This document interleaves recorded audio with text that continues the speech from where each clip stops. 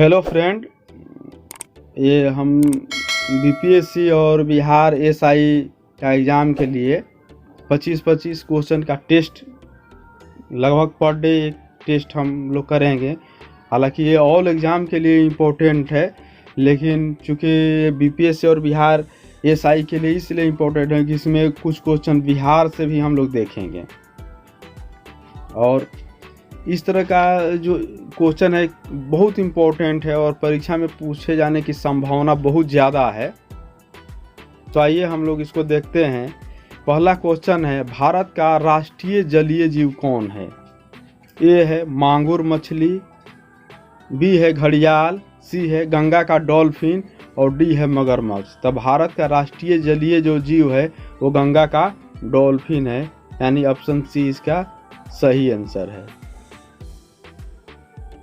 Next है, संतोष trophy का संबंध किस खेल से है? ए फुटबॉल, बी हॉकी, सी गोल्फ और डी क्रिकेट। तो संतोष ट्रॉफी जो होता है यह फुटबॉल से संबंधित खेल है, यह फुटबॉल का ट्रॉफी है। ऑप्शन ए इसका सही जवाब है।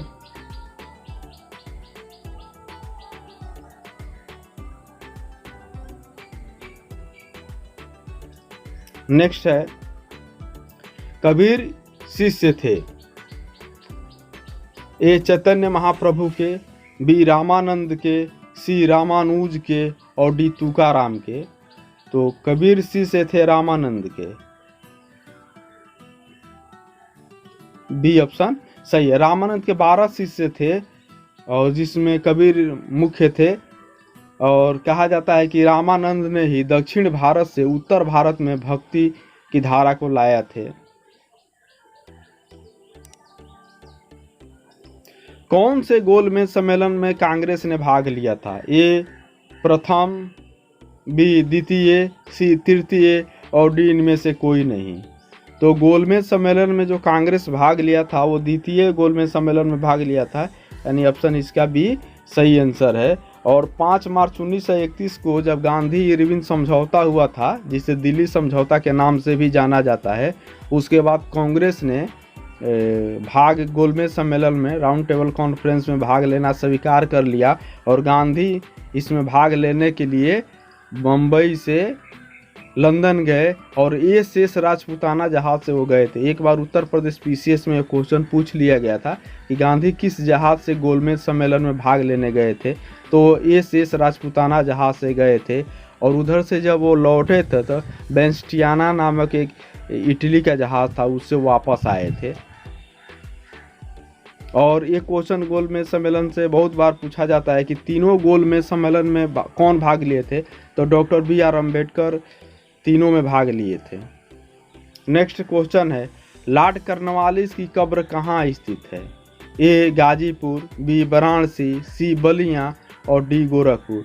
तो जो लॉर्ड कॉर्नवालिस, जिसको अस्थाई बंदोबस्ती का जनक भी कहा जाता है और भारत में सिविल सर्विस का जनक भी कहा जाता है, पुलिस सर्विस का जनक भी कॉर्नवालिस को कहा जाता है, तो इसकी जो कब्र है वो गाजीपुर में है, उत्तर प्रदेश में गाजीपुर जिले में है। तो इसका ऑप्शन ए सही जवाब हुआ। नेक्स्ट क्वेश्चन है, नाबार्ड की स्थापना किस समिति की सिफारिश पर हुई थी? ए जानकी रमन समिति, बी चिलैया समिति, सी रंगराजन समिति और डी शिवरामन समिति। तो नाबार्ड की जो स्थापना हुई थी ना, वो शिवरामन समिति की सिफारिश पर की गई थी, यानी इसका ऑप्शन डी सही आंसर है। और 1982 में नाबार्ड की स्थापना हुई थी। ये कृषि के क्षेत्र में ये लॉन्ग टर्म का लोन देता है। नेक्स्ट क्वेश्चन है, भारत के किस राज्य को सिलिकॉन स्टेट के नाम से जाना जाता है? ए केरल, बी बिहार, सी कर्नाटक और डी आंध्र प्रदेश। तो भारत का सिलिकॉन स्टेट कर्नाटक को कहते हैं। ऑप्शन सी आंसर इसका है सही। और केरल में साइलेंट वैली है, ये भी कई बार क्वेश्चन पूछा जाता है। और बिहार में सिलिकॉन जो होता है वो भागलपुर में है, इसलिए भागलपुर को बिहार का सिल्क सिटी के नाम से भी जाना जाता है। नेक्स्ट है, भारत के किस राज्य का समुद्री तट सबसे अधिक लंबा है? Option A Gujarat, B Andhra Pradesh, C Maharashtra और डी केरल। तो भारत का जो समुद्री तट सबसे लंबा है वो गुजरात का है, यानी ऑप्शन ए सही है। गुजरात का समुद्री तट सबसे लंबा है और भारत में 9 राज्य ऐसे हैं जो समुद्री तट से लगे हुए हैं।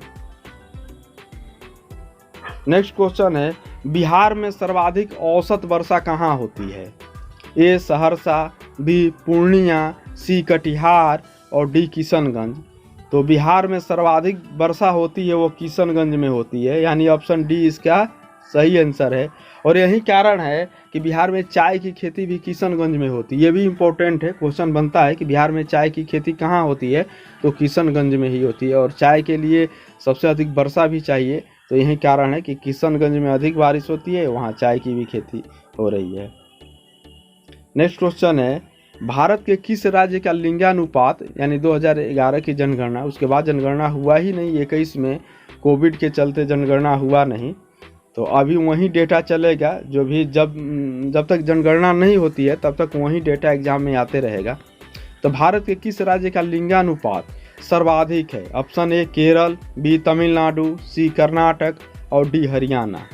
तो इसका सही आंसर है ऑप्शन ए, केरल का लिंगानुपात सेक्स रेशियो सबसे अधिक है।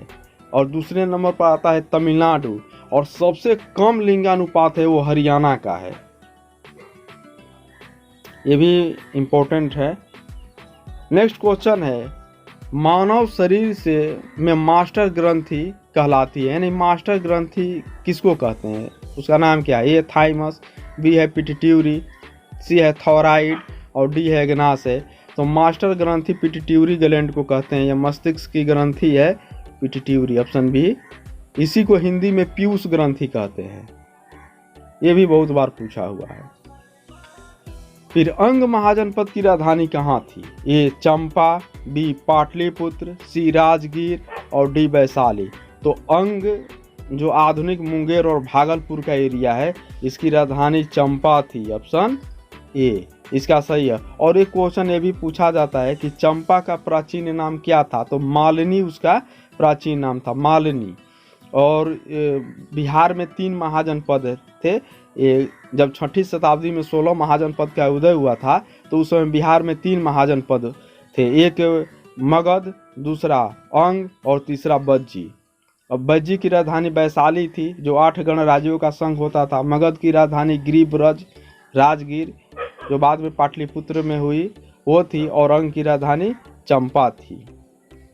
और महाजनपद से ये क्वेश्चन हमेशा पूछा जाता है कि 16 महाजनपद में कौन ऐसा महाजनपद था जो दक्षिण भारत में था? एकमात्र महाजनपद जो दक्षिण भारत में था वो था अस्मक, जिसकी राजधानी पोटन या पोटनी थी।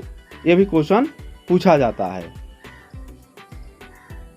नेक्स्ट है, पटना हाई कोर्ट की स्थापना कब हुई?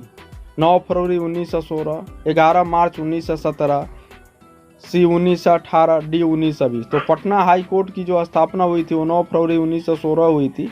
डेट तो नहीं पूछता है लेकिन 1916 ये कई बार पूछा हुआ है, तो ये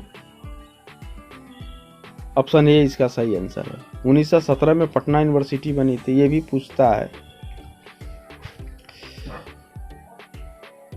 नेक्स्ट जो क्वेश्चन है वो है, विक्रमशिला विश्वविद्यालय का संस्थापक कौन था?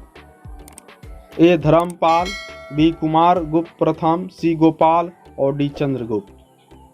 तो विक्रमशिला विश्वविद्यालय जो भागलपुर में है था, उसके संस्थापक थे धर्मपाल, यानी ऑप्शन ए धर्मपाल थे। और ये पाल वंश के थे। पाल वंश जो बंगाल का वंश था, जो जिसका एरिया बिहार तक था, और पाल वंश के संस्थापक गोपाल थे।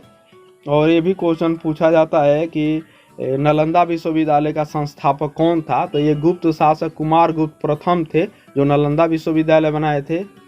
और ये क्वेश्चन और विश्वविद्यालय से पूछा जाता है कि भारत का सबसे प्राचीन विश्वविद्यालय कौन था? तो वो तक्षशिला विश्वविद्यालय था। तक्षशिला जो अभी वर्तमान में पाकिस्तान में है। तो ये क्वेश्चन पूछा जाता है। 3 विश्वविद्यालय से, प्राचीन विश्वविद्यालय से क्वेश्चन पूछे जाते थे।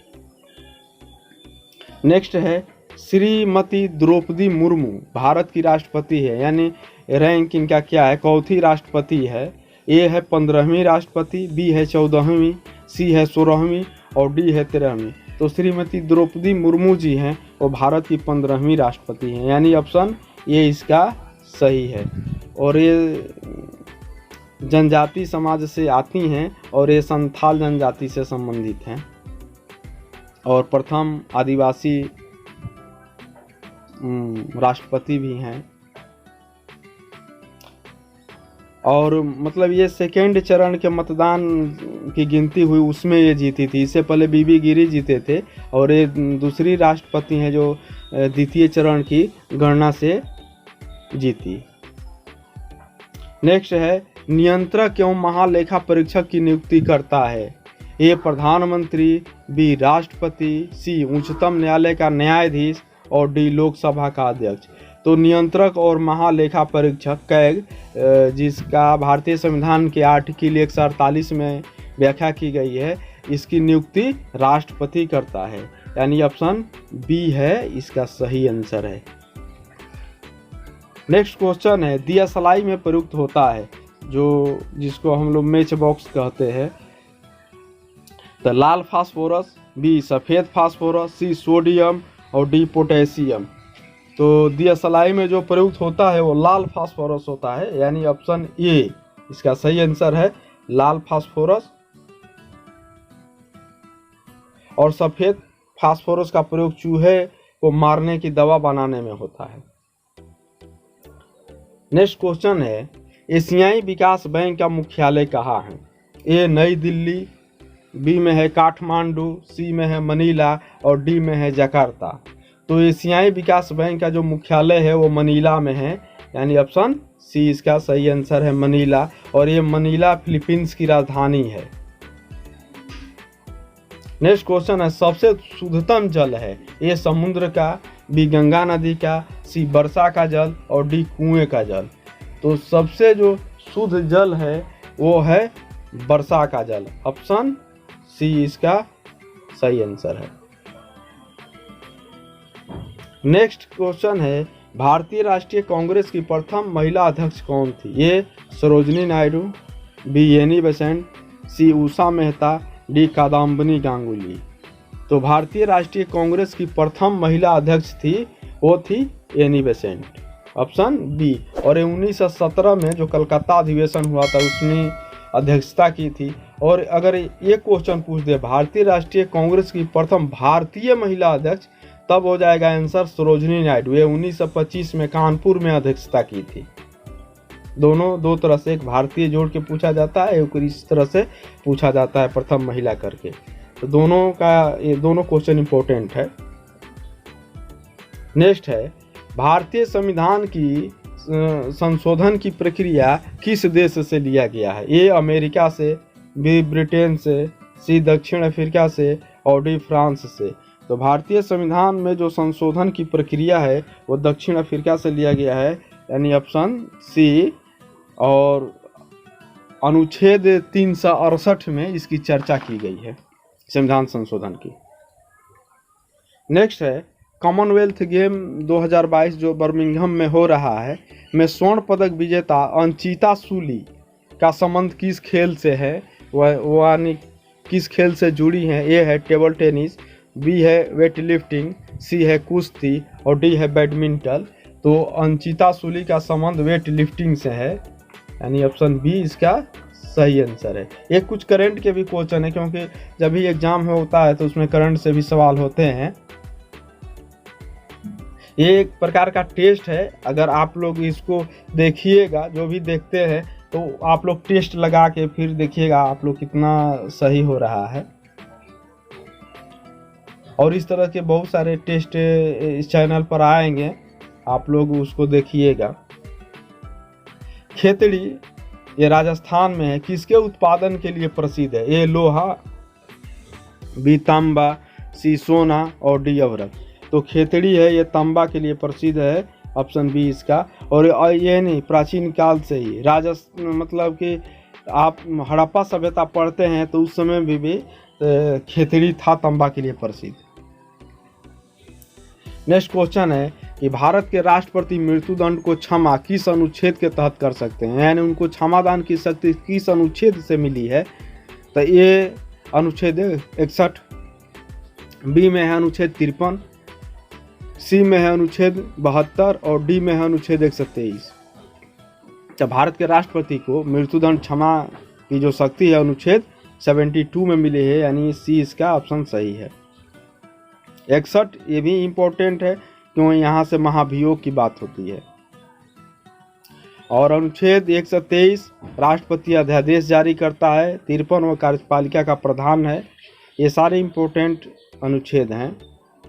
नेक्स्ट है सिकंदर के आक्रमण के समय मगध का शासक कौन था, यानी जब सिकंदर का भारत पर आक्रमण हुआ उस समय मगध का शासक कौन था। ए चंद्रगुप्त मौर्य, बी घनानंद, सी बिंबिसार और डी अजातशत्रु। तो उस समय मगध का शासक घनानंद था, यानी ऑप्शन बी इसका सही आंसर है। और ये घनानंद नंद वंश का है और नंद वंश के संस्थापक महापद्म नंद थे और जिसको पहला शूद्र वंश के रूप में भी जाना जाता था क्योंकि वे दासी पुत्र थे। इस प्रकार ये 25 क्वेश्चन था। और फ्रेंड इसी तरह का और भी क्वेश्चन इस चैनल पर आपको मिलेगा और प्रयास रहेगा कि जो नेक्स्ट एग्ज़ाम आ रहा है उसमें आप लोग अच्छा करें और अच्छा से पढ़ें। Okay bye.